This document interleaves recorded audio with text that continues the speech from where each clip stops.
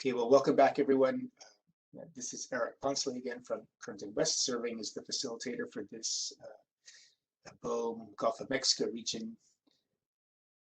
the Intergovernmental Renewable Energy Task Force meeting. We're moving to our next main agenda item now, which is focused on updates and overviews of state renewable energy goals. Here we have two presentations. One will be from the state of Louisiana and Harry Vorhoff, and the second will be from the state of Alabama, Chris Blankenship. Again, we'll do these two presentations in suite, and then we have some time to take any clarifying questions from other task force members at that point. One other note before we jump in, there had been some requests about whether these slides would be available, and indeed we will be producing a PDF containing all of them that will be posted onto the BOEM website after the meeting. So stay tuned for that. So with that, I'm going to turn it now over to Harry Vorhoff and invite you to introduce yourself and to provide the update from the state of Louisiana. Great, thank you. And good morning. My name is Harry Vorhoff. I'm the Deputy Director of the Louisiana Governor's Office of Coastal Activities and serve as the Governor's primary point of contact to work with BOEM on this task force and coordinate the involvement of state agencies and local governments. I'd like to thank Director Lefton and the BOEM team for the opportunity to speak today and for their level of ongoing coordination on setting up this task force. And we look forward to continued coordination as renewable energy planning progresses into leasing in the Gulf of Mexico.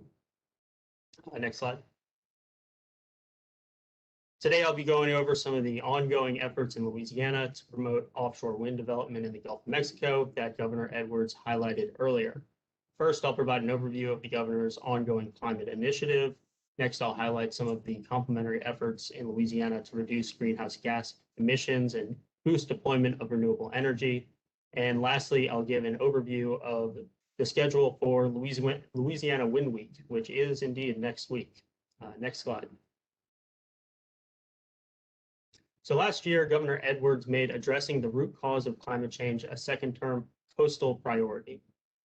In his climate executive order, Governor Edwards stated that in order to improve our resilience, sustain our coast, and help avoid the worst impacts of climate change, Louisiana must proactively work to reduce the greenhouse gas emissions that are driving up global temperatures, raising sea levels, and increasing risks that threaten our health and safety, quality of life, economic growth, and vital habitats and ecosystems. Next slide. So why is this a coastal priority? Well, it comes down to the long-term effectiveness of the state's efforts to protect its coastal communities and restore its ecosystems. Here's a chart of sea level rise projections from the state's 2017 Coastal Master Plan. As you can see, sea levels are projected to continue to exponentially increase over time, and with the differences between high and low scenarios becoming more and more pronounced. Next slide. As you can see, with higher sea level projections, you also see more severe coastal land loss. Next slide.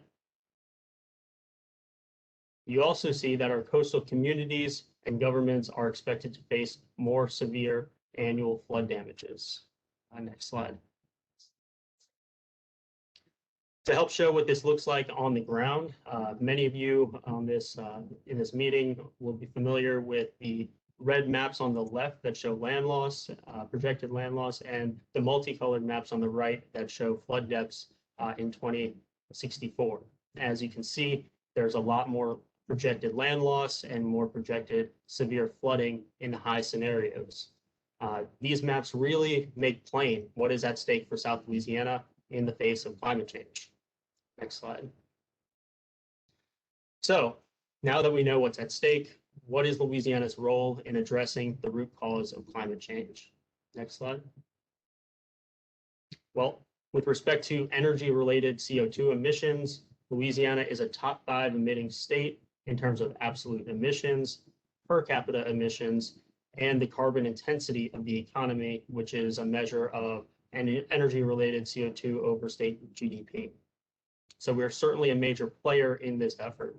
Next slide. In last year's climate executive order, and as the governor mentioned earlier, he identified the following greenhouse gas emission reduction goals with the ultimate goal of reaching net zero by 2050.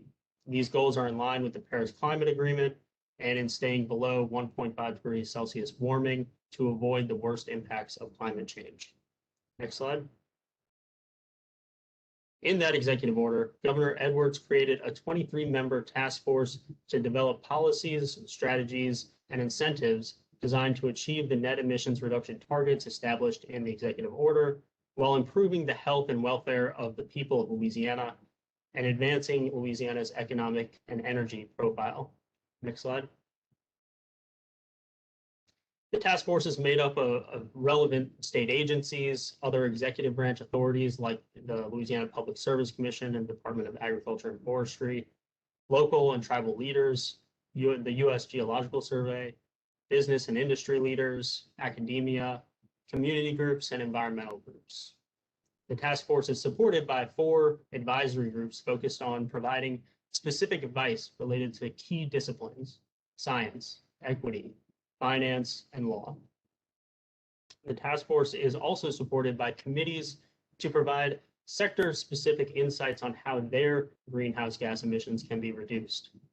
Altogether, there are over 140 experts and stakeholders serving on the task force and its subgroups. Next slide. While the ultimate work of the climate initiative is to make recommendations on how the state can reduce its greenhouse gas emissions, the task force is also guided by fundamental objectives drawn from the executive order: improving quality of life for residents and communities, creating a more equitable society, managing for short and long-term success, strengthening the economy and workforce, conserving natural resources and protecting the environment, and adapting to a changing climate. So while reducing greenhouse gas emissions is the primary goal, if we aren't intentional about it, we'll likely miss opportunities to avoid negative impacts and maximize benefits to our people, economy, and the environment. Next slide. In this process, we are developing both high-level strategies and will soon begin developing specific actions. Our science-based planning process is outlined to the right. The governor identified the problem and outlined the objectives in his executive order, and the task force is now identifying alternatives and forecasting consequences of high-level strategies. And as we move through the summer and fall, we'll be looking at specific policies and actions. Recommendations will be drafted in the fall with a final report approved in January of next year. Next slide. Renewables and electrification is one of the strategies evaluated recently by our advisory groups. The pathway on the left models the potential that heavy deployment of renewables and electrification can have on reducing greenhouse gas emissions as compared with the business as usual in gray. On the right, you can see a summary of the responses from our advisory groups, showing generally positive attitudes towards renewables and electrification. The upshot from this evaluation is that renewables and electrification will be key to reducing greenhouse gas emissions and will have positive impacts on our communities, economy, and the environment. Next slide. Here's the remaining schedule mapped out. The task force will use the remainder of the year to develop and refine recommendations for its report, which they'll finalize and approve in January. If you'd like to follow this effort more closely, or if you have ideas on how the state can support the development of offshore wind, you can find more information on the governor's website under programs, or reach out to me directly. Next slide.